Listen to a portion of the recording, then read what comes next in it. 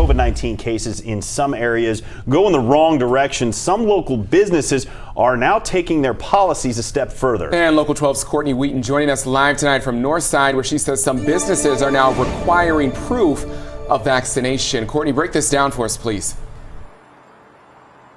Well, on Saturday, the Littlefield right over here, it said that residents need to be vaccinated if they want to dine inside. And over here at the second place, they just put up this sign on Friday saying, hey, the bartender on shift may look at your vaccinations. So more of these are popping up and businesses are getting ready.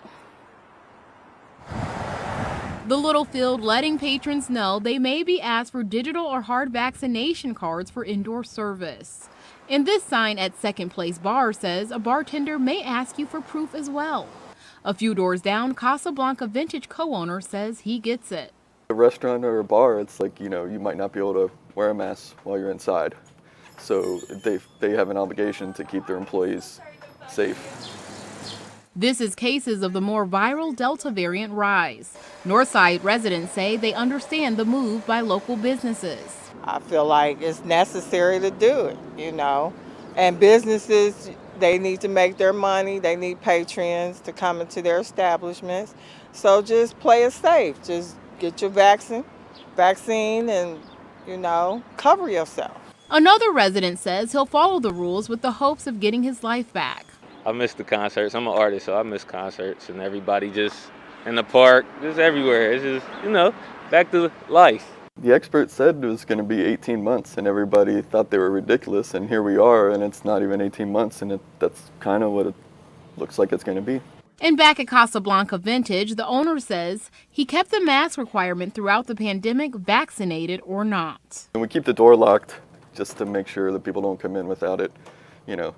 I don't love having to walk up to the door every time a customer comes in, but it's not that hard just to keep people safe. Imposing a policy like this can be very controversial for these businesses, but I've been looking online. The Listing Loon, actually in Northside too, it posted a similar policy, and most of these businesses have been getting a positive response, a little bit of pushback, but overall positivity. In Northside, Courtney Wheaton, Local 12 News. Courtney, I have a quick question. Did any of these businesses say what would prompt them to ask for proof of vaccination? Is it if someone walks in without a mask on? Is that what I'm missing here? It hasn't happened locally, but they've been watching the news just like us, and they said they've been hearing of more cases of fake vaccinations popping up everywhere. And, obviously with the Delta variant rising in some areas, they said better safe than sorry. All right, Courtney Wheaton reporting live for us tonight. Courtney, thank you so much.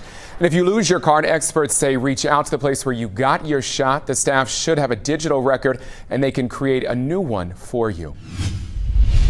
We are less than a week away from the Western and Southern Open, and as with many large sporting events, the Delta variant is leading to new concerns about COVID-19 safety. Medical reporter Liz Bonus went behind the scenes with event organizers to see what's being done to keep us all safe in the stands.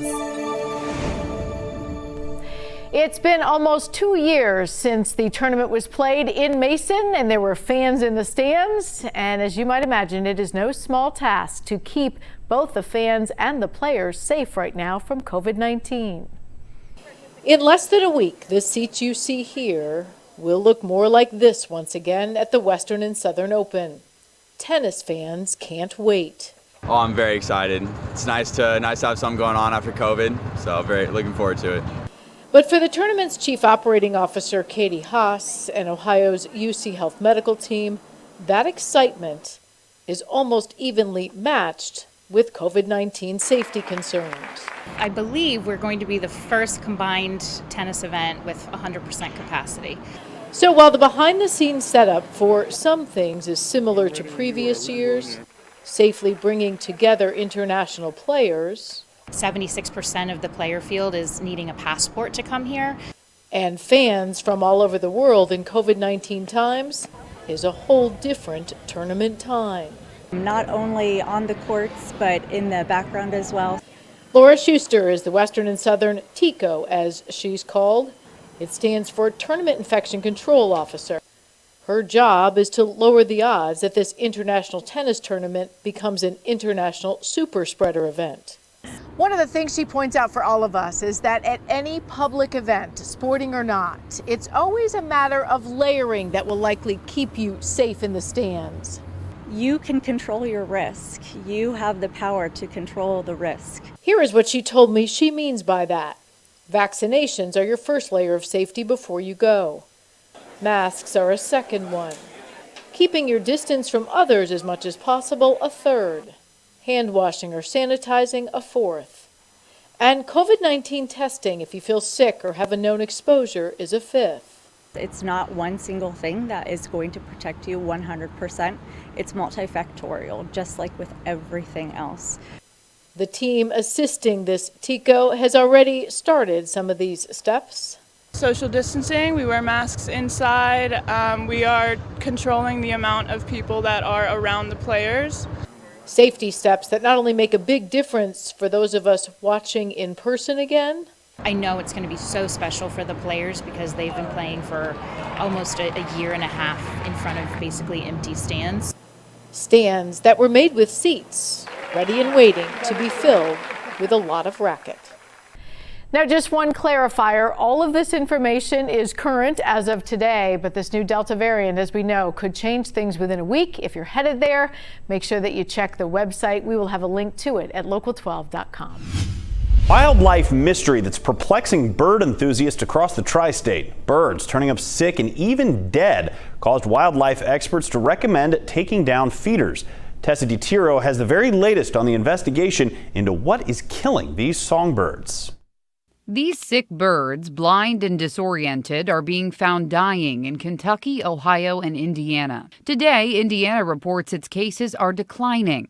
Experts say it could have to do with the time of year. So most of the sick birds that were reported were young birds, were fledgling, and it's coming to the end of the nesting season. So logically, there's less fledglings that are on the landscape right now. In June, the state recommended all feeders come down to slow the spread of the illness. Since then, more than 3,000 sick and dead birds have been reported in the state.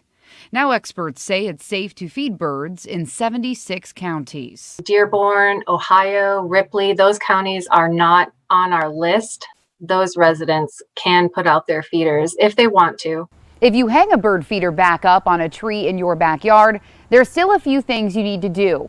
Watch the feeder. Make sure there's no sick birds on that feeder. And periodically, you need to take the bird feeder down and clean it. You scrub all the organic debris with hot soapy water and get them nice and clean. Then you follow with a 10% bleach soak to make sure you kill any germs that are on those feeders. Hanging the feeders again is some good news in the otherwise unsolved mystery sickness. I hope people are happy that they're able to start watching the birds again. Tessa DiTiro, Local 12 News.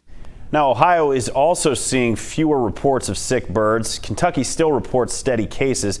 In both states, feeders should still stay down.